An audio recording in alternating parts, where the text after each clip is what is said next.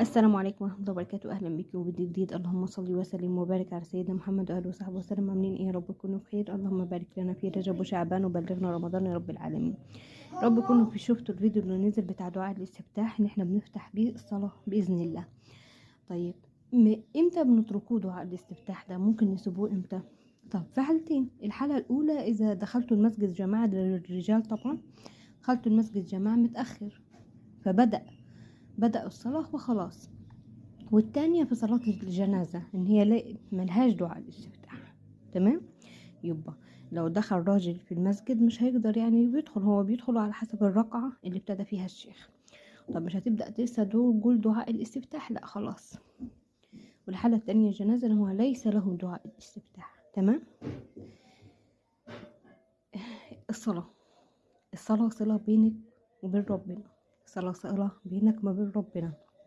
لو دعوة مؤجلة، لو حاجة، لو هم، هما ركعتين طالما مهموم اجري على ربنا.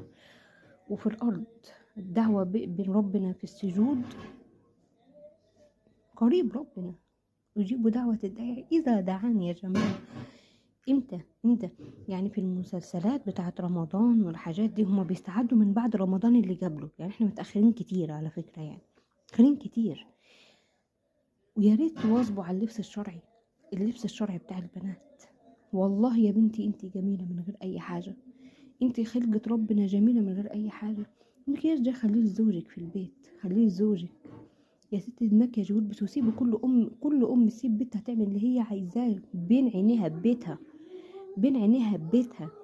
سمعيها كلام حلو تغزلي فيها يا حبيبتي، يا قمرة، يا قلبي، يا عينيا.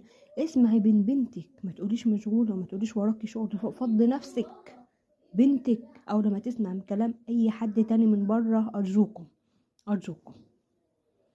اترككم في رعاية الله وامنه. والسلام عليكم ورحمة الله.